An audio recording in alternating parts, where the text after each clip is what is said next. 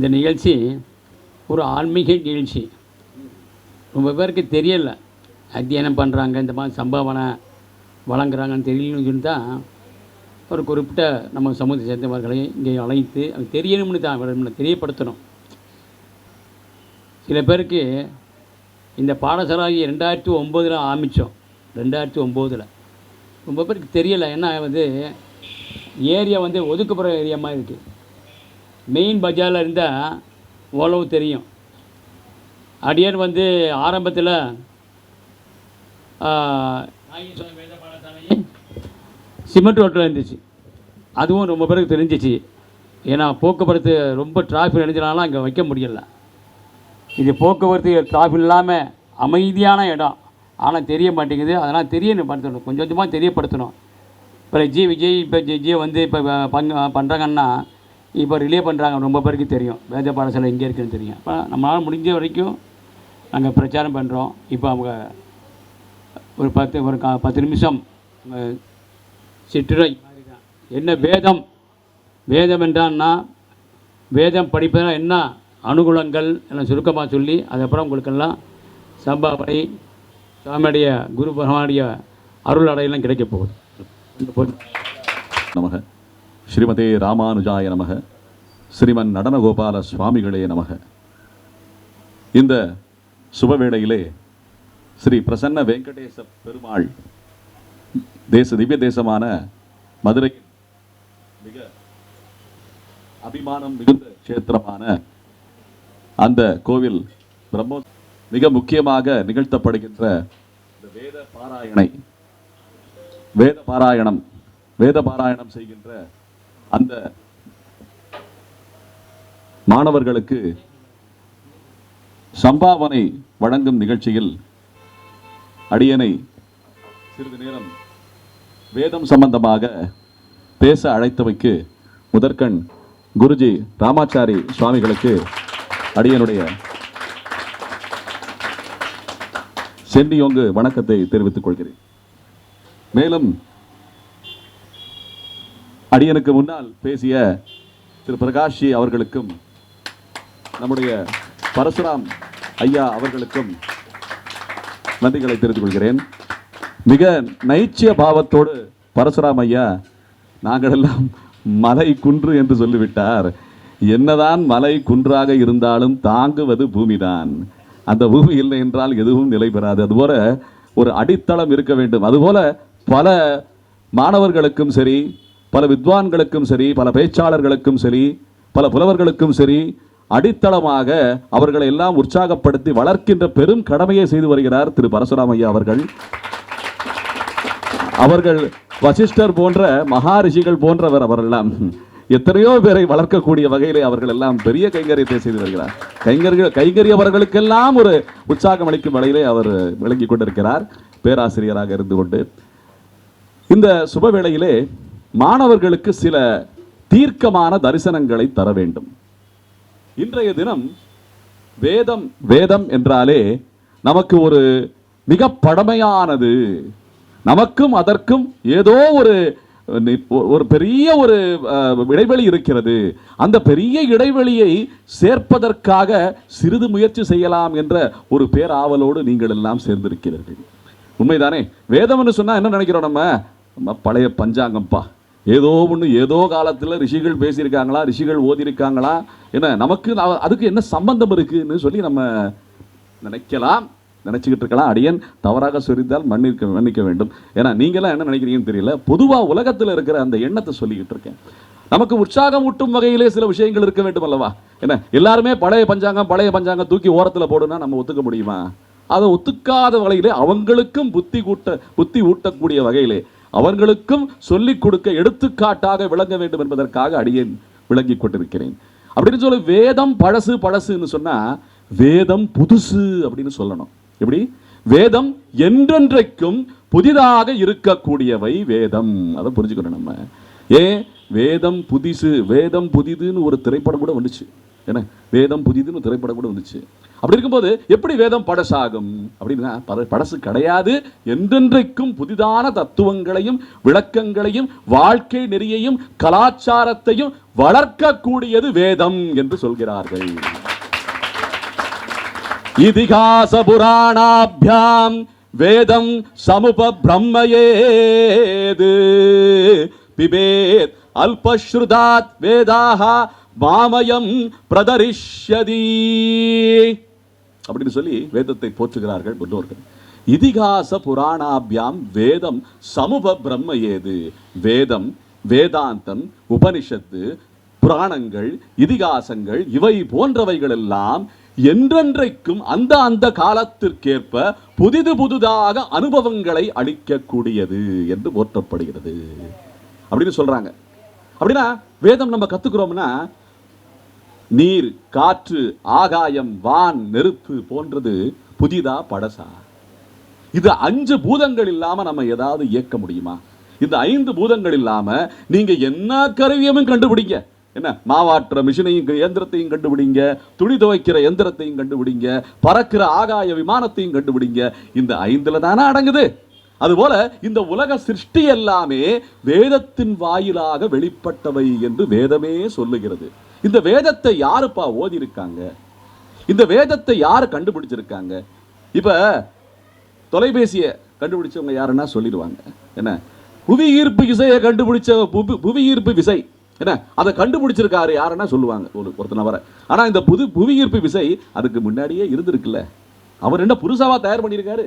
எல்லாமே இருந்ததைத்தான் நம்ம கண் கூட பார்க்க வேண்டியிருக்கு. அதுபோல இந்த வேதம்ங்கிறது எதை காட்டுகிறது, யாரை நோக்கி நம்மை பயணிக்க செய்கிறது என்று பார்த்தால் வேதம் காட்டுகிறது நம்மை படைத்தவனான பகவானை. வேதம் யாரை காட்டுகிறது? நம்மை எல்லாம் படைத்த பகவானை காட்டுகிறது. அப்படின்னா வேதம் மிக முக்கியமான ஒரு சாப்ட்வேர், ஒரு மென்பொருள். அப்படின்னா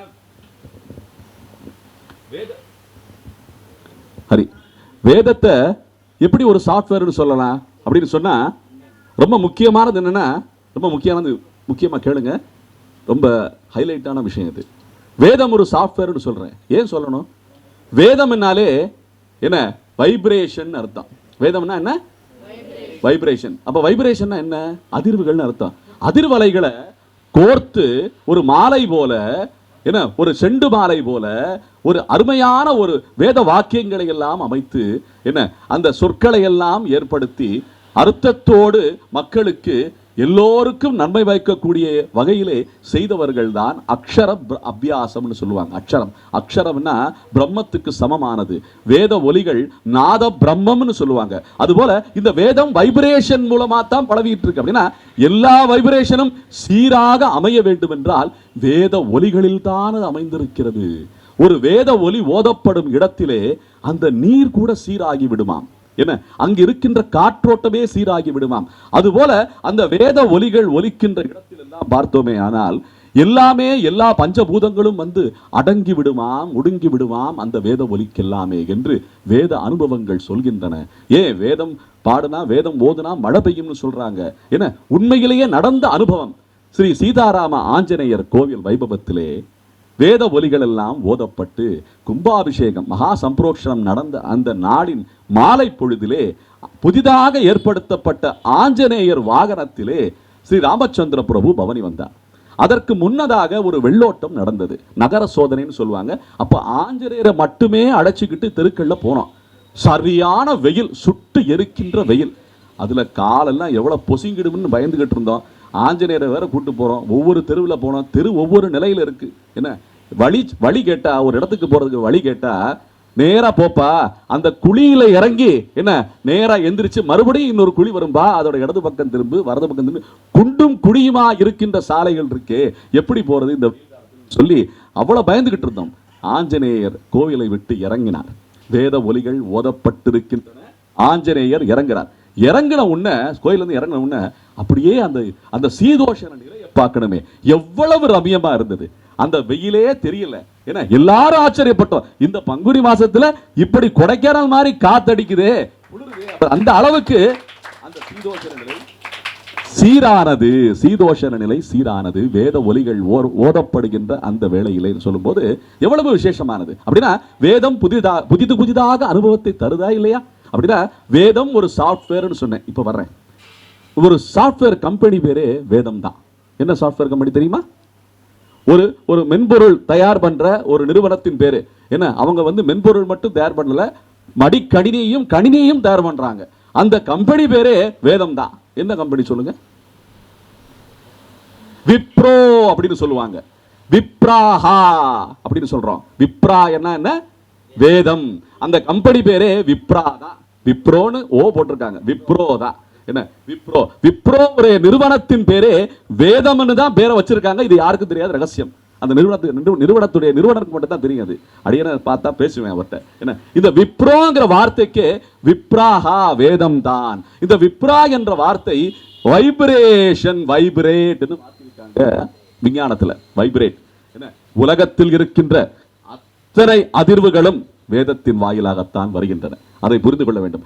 எவ்வளவு பெருமையான விஷயம் இந்த வேதம் என்பதை புரிந்து கொள்ள வேண்டும். இப்ப நம்ம வேதம்னு சொல்றோம், மற்றவங்க மற்ற கடவுளை வணங்குறவங்க அவங்களும் அவங்க மொழியில அதையும் வேதம்னு சொல்றாங்க. எப்படி? இப்ப தமிழ் வேதம்னு சொல்றோம், அப்படித்தானே சொல்றோம். நம்ம தமிழ் வேதம்னா என்ன?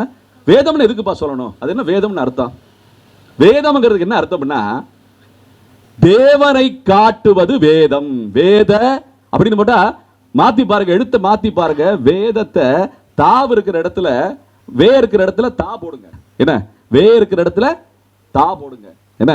அப்புறம் வா இருக்கிற வே இருக்கிற இடத்துல தாவை போட்டு அப்படியே மாத்தி போடுங்க. தா இருக்கிற இடத்துல வாவை போடுங்க. என்ன வரும் பாருங்க? வேத அப்படின்னா என்ன அர்த்தம்? வேத என்ன காட்டுது? தேவனை காட்டுகிறது வேதம். வேதம் தேவனை காட்டுவதுதான் வேதம். தேவாதி தேவனான பரந்தாமனான ஸ்ரீமன் நாராயணனை காட்டுவதுதான் வேதம். புரிஞ்சுக்கணும். என்ன? தேவனை காட்டுவது, தேவாதி தேவனை காட்டுவதுதான் வேதம். அப்படின்னா எவ்வளவு மகத்துவமான விஷயம். கடவுள் நம்ம எல்லாம் படைச்சிருக்காங்கன்னு சொல்றோம். என்ன? படைச்சுக்கிட்டு என்ன பண்றாரு?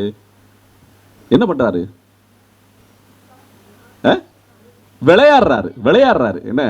படைச்சுக்கிட்டு மறைச்சுக்கிட்டு என்ன எப்ப நீ கண்டுபிடிப்ப, என்ன எப்ப வந்து மறுபடியும் அடைவ, வைகுண்டத்துக்கு எப்ப வருவ அப்படின்னு சொல்லி இந்த விளையாட்டை நல்ல விளையாடி பார்த்து ஒளிஞ்சுக்கிட்டு விளையாடி நம்மளெல்லாம் அடையிறதுக்கு உண்டான வழியை யார் மூலமா அவர் ஏற்படுத்துகிறார்னா, ஸ்ரீ ராமாச்சாரி சுவாமிகள் போன்ற மகா குருக்களின் வாயிலாக அவைகளை ஏற்படுத்துகிறார்.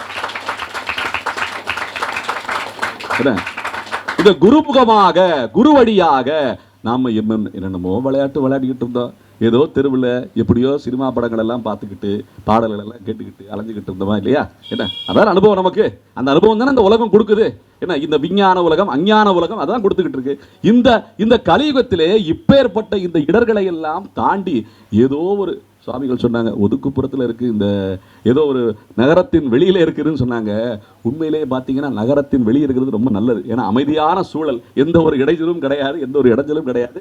வேத பாராயணம் கத்துக்கிறதுக்கு ரொம்ப சூழல், அருமையான சூழல் இருக்கிற ஒரு வாய்ப்பு வழங்குகிற இந்த இடம், இந்த தேசம்னு சொல்லலாம். அந்த மாதிரி இருக்கும்போது இந்த வேதத்தை கத்துக்கணுங்கிற எண்ணம் வந்து ஏதோ ஒரு என்ன ஒரு சூழ்நிலையில ஏதோ தடுமாறி தடுக்கி விழுந்தாலும் நல்ல இடத்துல விழணும். பாத்தீங்களா? அதுபோல தடுக்கி விழுந்தாலும் இந்த வேத பாடசாலைக்கு வந்து வேத பாராயணத்தை கத்துக்கிறோம். பாத்தீங்களா? அதே மிக மிக பெருமையான செயல் நீங்கள் எல்லாம் பண்ணிக்கிட்டு இருக்கீங்க. நாம எல்லாம் யாருன்னா என்ன குலத்தை சேர்ந்தவங்க? சௌராஷ்டிராங்கிறது ஒரு தேசம். நம்ம பேசுற மொழி சௌராஷ்டிரி, அது சொல்லலாம். என்ன என்ன என்ன குலம்னு சொன்னா பிராமணங்கிறது ஒரு ஒரு வர்ணம். குலம்னு சொல்லும்போது விப்ர குலம்னு சொல்லுவாங்க. சொல்றாங்க இல்லையா? விப்ரகுல திலகம்னா யாரு? நம்ம ஸ்ரீமன் நடன கோபால நாயகி சுவாமிகளை விப்ரகுல திலகம்னு சொல்லுவாங்க. என்ன? விப்ரகுலம்னா முழுசா வேதாந்த இதிகாச புராணங்கள் இதோட அனுபவத்தை எல்லாம் சேர்த்து அனுபவிச்சு நாம பிறர்களுக்கும் சொல்லக்கூடிய வகைகளை பரஸ்பரம் நாமளும் கத்துக்கணும், மற்றவங்களுக்கும் கொடுக்கணும். நாம ஒரு இனிப்பு சாப்பிட்றோம், ஒரு சக்கரை பொங்கல் சாப்பிட்றோம்.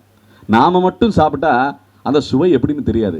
இன்னொருத்தருக்கு கொடுத்து என்ன அவரும் என்ன அனுபவத்தை அவர் முகத்துல பார்த்தாதான் தெரியும் எப்படி இந்த இனிப்பு எப்படி இருக்குன்னு சொல்லி. என்ன? நம்ம மட்டும் சாப்பிட்டா இது சாப்பிட்டு பாருப்பா எப்படி இருக்கு பாப்பான்னு அவர் சொல்லுவாரு, ஆஹா தேவாமிர்தமா இருக்கே அப்படின்னா உண்மையிலேயே தேவாமிர்தமா தான் இருக்கு, இன்னொருத்தருக்கும் புரியும். என்ன அப்ப கொடுத்தல் வாங்குதல் என்பதுதான் உலக நியதி. நம்ம மட்டும் ஒரு மகிழ்ச்சி என்பது என்னங்க, ஒரு மகிழ்ச்சி எப்படி பிறக்குன்னு சொல்லுங்க. இப்ப ஒரு தட்டு நிறைய சோறை வச்சு தினம் உங்களுக்கு மட்டுமே கொடுத்துக்கிட்டு இருந்தா, ஒரு தனி அறையில வச்சு நீங்களே சாப்பிட்டுக்கிட்டு இருந்தா மகிழ்ச்சியா இருக்குமா? ஒரு 4 பேரோட சேர்ந்து என்ன கூடி குளிர வேண்டும்னு சொல்லுவாங்க. நாமளும் பருகணும், மற்றவங்க பருகிற அந்த சுவையும் நாம அவங்க முகத்துல பார்த்து அவங்க சொல்ற வார்த்தையில அனுபவிக்கணும். அப்படி சொல்லும்போது இந்த வேதம் அதை சொல்லி கொடுக்கிறது. நீ மட்டும் அனுபவிக்காதே, இந்த உலகத்தாரோடு இந்த அருமையை கொண்டு தானும் அனுபவிக்க வேண்டும் என்பதுதான் கூடி குளிர வேண்டும் என்று ஆண்டாள் பூமி பிராட்டி சொல்லி தருகிறார். அப்படி இருக்கும்போது நாம தனியா அனுபவிக்க கூடாதுல்ல. அதனால தான் ஒரு கோஷ்டி என்பதை ஏற்பாடு செய்திருக்கிறார்கள் பெரியவர்கள். ஏன்னா ஒரு ஆள் மட்டும் வேதபாராயணம் பண்ணிட்டு மைக்க பிடிச்சிட்டு இப்ப அடியன் பேசுற மாதிரி தனியா ஒரு வேதபாராயணம் பண்ணிட்டு போயிட்டே இருக்கலாம்ல. ஒருத்தர் போதுமே, ஒரு ஆள் போதும்ல ஓதுறதுக்கு, இத்தனை பேரு அப்படின்னு சொல்லும்போது இந்த கோஷ்டியாக அனைவரும் சேர்ந்திருந்தால்தான் ஒருத்தர் வேற உத்தியோகத்துக்கு போனா இன்னொரு ஆள் வருவாரு. எப்படி ஒருத்தர் இன்னொரு உத்தியோகத்துக்கு போனா இன்னொரு ஆள் வந்து சேருவாரு. இப்ப அடியனோட நிறுவனத்துல வேலை பார்த்துட்டு இருக்காரு பாஸ்கர்னு சொல்லி நபர். அவர் வந்து இந்த பள்ளியில 20 வருஷம் முன்னாடி வேதபாராயணம் கத்துக்கிட்டவர் குருஜி கிட்ட. என்ன அடியன் ஏன் சொல்ல வர்றேன்னா, அவரு அடியனுடைய நிறுவனம் தீர்த்தம்னு சொல்லி தண்ணி சுத்திகரிப்பு சாதனத்தை வியாபாரம் செய்யற நிறுவனம் இது. என்ன அங்க அவர் வேலை பார்த்துக்கிட்டு இருக்காரு, கிட்டத்தட்ட 10 வருஷமா வேலை பார்த்துட்டு இருக்காரு. இருந்தாலுமே இந்த வேத பாடசாலையிலே சிரத்தையாளராக விளங்கி கொண்டிருக்கிறார்.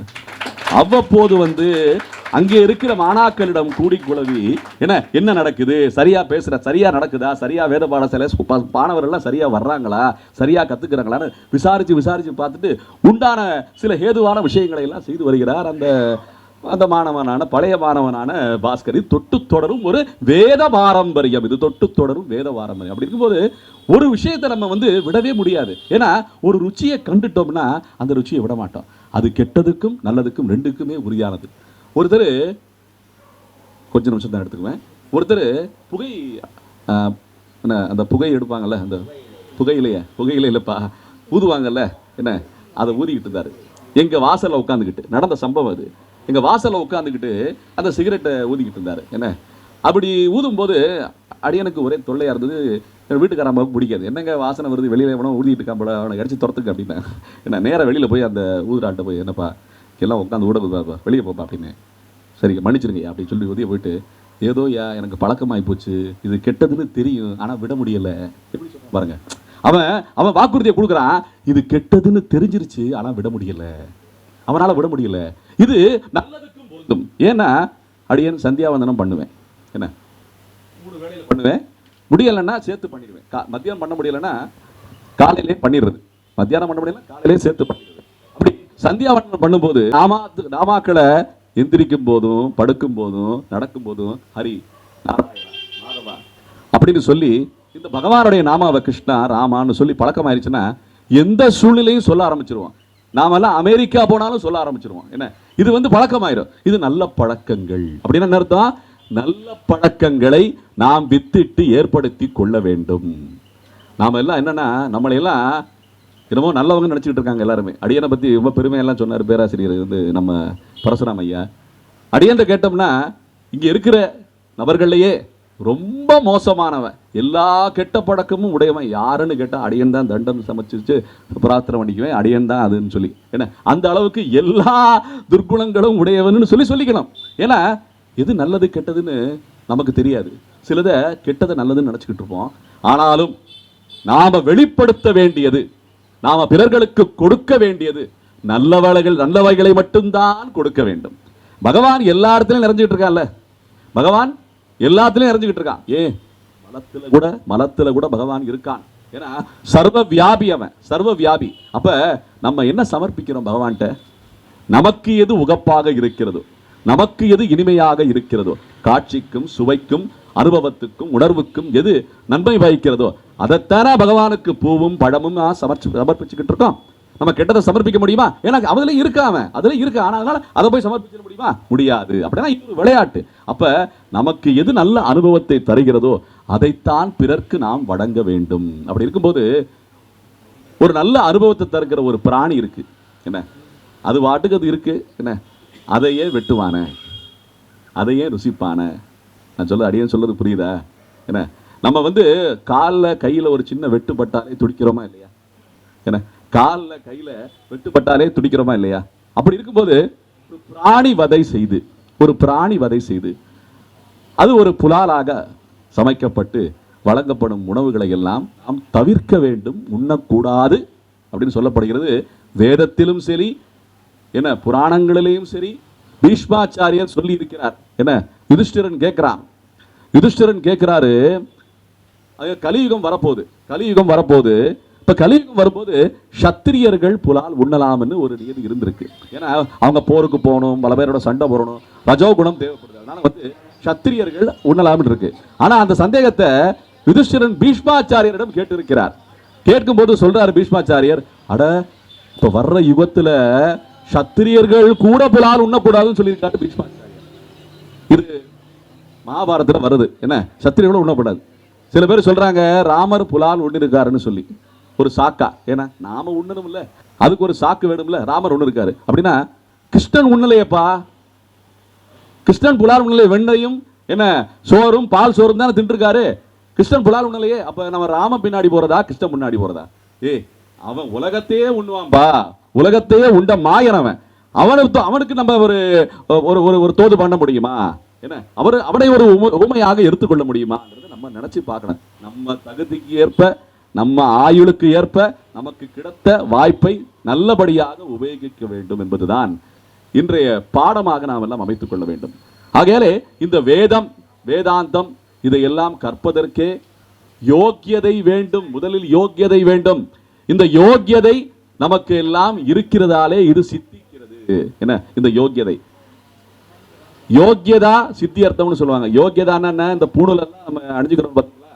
இந்த பூணூல அணிஞ்சுக்கும் போது இந்த பிரம்மாவுடைய படைப்பின் போது நாம் எல்லாம் இந்த பூணூலோடு தான் பிறந்திருக்கோம் அப்படின்னு சொல்றாங்க. அப்படி இருக்கும்போது அந்த யோக்கியதை மறுபடியும் சித்திக்க வேண்டும் என்ற அந்த பிரார்த்தனையோடு தான் என்ன அந்த யோக்கியதா சித்தியர்த்தம்னு சொல்லி இந்த பூணூல் எல்லாம் அணிஞ்சுக்கிறோம். இந்த பூணூலை அணிஞ்சுக்கிட்ட உடனே 7 வயசுலையோ இல்ல 9 வயசுலையோ அணிஞ்சுக்கிறோம். அப்படி அணிஞ்சுக்கிற போது முக்கியமா வேதத்தின் சம்பந்தமாக நாம் எல்லாம் இருக்க வேண்டும், உபநயனம் செய்யப்படுகிறதுன்னு சொல்லி இந்த வேத சம்பந்தமாக எப்படியாவது ஒரு சூழ்நிலையை எப்படியாவது குறைந்தபட்சமாவது இருக்க வேண்டும் என்ற பிரார்த்தனையோடு தான் நாம் எல்லாம் வாழ்க்கையை நடத்த வேண்டும் என்பது அடியனுடைய சுருக்கமான வேண்டுகோள். ஆக வேதம் என்பது ஒரு மிகப்பெரிய கடல் போன்றது. அந்த கடலே ஒரு துளியிலும் துளியாக நாம் எல்லாம் சிறிதளவு அனுபவித்துக் கொண்டிருக்கிறோம் ஆச்சாரிய பெருமக்களுடைய ஆசிகளோடு என்பதை மறக்கக்கூடாது. ஆகையாலே இந்த வேத பாராயண இந்த ஸ்ரீவன் நாயகி சுவாமிகள் வேத பாடசாலை மேன்மேலும் விருத்தி அடைந்து மிக பெருத்த பல கிளைகளோடு விருத்தி அடைந்து பல இடங்களிலே ஆச்சாரியர்களை நம்முடைய ராமாச்சாரிய ஐயானவர்கள் நிறுவ வேண்டும். மேலும் இது போன்ற சிறார்கள் எல்லாம் ஆச்சாரியர்களாக விளங்க வேண்டும். முன்னால் படித்த மாணவர்களும் சரி, இந்நாள் சிறார்களான இருக்கின்ற இந்த மாணவர்களும் சரி. இதுல ஒரு மாணவன் வந்து விஷ்ணு சஹஸ்ரநாமத்தை ரொம்ப அற்புதமா ஓதி பரிசு பெற்றிருக்காருன்னு சொல்றாங்க. பார்த்த சாரதியா தம்பி, உன் பேரு? சாரதி, கேமரா பாருப்பா. ரொம்ப அற்புதமா வந்து ஸ்ரீ விஷ்ணு சஹஸ்ரநாமத்தை ஓதி பரிசு பெற்றிருக்காங்க. உங்க பேர் என்னங்க? ஸ்ரீஹரி பார்த்த சாரதி. பேர் பாருங்க எவ்வளவு அற்புதமா இருக்கு. நல்ல ஒரு அருமையான சிறார்கள் இவங்கெல்லாம் வந்து இவங்க ஆங்கில கல்வி கத்துக்கிட்டே இந்த வேத பாடத்தையும் வந்து மனப்பாடம் செஞ்சு ஓதி என்ன பல பேருக்கு எல்லாமே ஒரு திவ்யமான அனுபவத்தை கொடுத்துக்கிட்டு இருக்காங்க இந்த சிறார்கள் எல்லாமே. உண்மையிலேயே பாராட்டத்தக்கவர்கள். வாமனமூர்த்தி போல இருக்கீங்கப்பா, ரொம்ப நன்றி. வாங்க, மேல்மேலும் வளர வேண்டும், வாழ்த்துக்கள். ஜெய் ஸ்ரீராம். இது போல இந்த சிறார்கள் எல்லாமே ஒரு வித்து எப்படி விருட்சமாகுன்னு நம்ம சொல்ல முடியாது. இப்ப நம்ம விதைக்கிற வித்து எல்லாமே விருட்சமாயிருதா? கிடையாது. என்ன அதுல வந்து எது வந்து சரியான விதை விதைக்கப்படுகிறதோ, சரியான பூமியாக இருக்க வேண்டும், சரியாக காற்று இருக்க வேண்டும், சரியாக நீர் ஊற்றப்பட வேண்டும். இவ்வளவு விஷயங்கள் நடந்த பிறகுதான் அது செடியாக முளைக்கிறது அப்படின்னு சொல்லும்போது நீங்கள் எல்லாம் விருட்சமாக வளரக்கூடிய வித்துக்கள், வேத வித்துக்கள். ஆகையாலே உங்களை எல்லாம் போற்றும் வகையிலே இன்றைய தினம் அடியனுக்கு ஒரு வாய்ப்பளித்து மேலும் உற்சாகம் அளிக்கக்கூடிய வகையிலே இந்த வேதத்தின் மகிமை, குருவின் மகிமை பற்றி சிறிது நேரம் உரையாடியமைக்கு பகவானுடைய கருணைக்கு நன்றி சொல்லி உங்கள் அனைவருக்கும் விதமாக மேலும் ராமாச்சாரி ஐயான் அவர்கள் சம்பாவனை, நீங்கள் செய்கின்ற கைங்கரியத்துக்கு என்ன பெரும் சம்பாவனை இதான் ஆண்டாள் சொல்றாங்க, இது பெரிய சம்பாவனை அப்படின்னு சொல்லும்போது சமபாவனைன்னு சொல்லுவாங்க. அப்படின்னா நீங்க செஞ்ச கைங்கரியத்துக்கு சமம்னு எந்த பாவனையும் சொல்ல முடியாது. ஆனால் பாவனைன்னா நடிப்புன்னு அர்த்தம். நாம எல்லாம் என்ன பண்ணிட்டு இருக்கோம், நடிச்சுக்கிட்டு இருக்கோம், நல்லா நடிச்சுக்கிட்டு இருக்கோம், நல்லா நடிக்கணும். பகவானுக்கு நாம் எல்லாம் சேஷபூதர்கள், சேஷபூதர்கள்னா அடிமைகள்னு சொல்லி புரிஞ்சுக்கிட்டு அவனுக்கு சேவை செய்யறதுக்கு அவனுக்கு எவ்வளவு சேவை செஞ்சானு அவனுக்கு என்னங்க, அவன் பகவான், எல்லாத்தையும் அவன் தான் சொந்தம், அவன் தான் சுவாமி, நம்ம எல்லாம் ஸ்வம் என்ன. அப்படி இருக்கும்போது நம்ம அடிமையாக இருந்து நல்ல கைங்கரிகளை செய்ய வேண்டும். உங்களுக்கு உற்சாகம் தரக்கூடிய வகையிலே சம்பாவனை காத்துக் கொண்டிருக்கிறது. மேலும் நான் நேரத்தை எடுத்துக்கொள்ளவில்லை. அனைவருக்கும் மங்களம் உண்டாகட்டும். ஜெய் ஸ்ரீமன்னாராயண், ஜெய் ஸ்ரீராம்.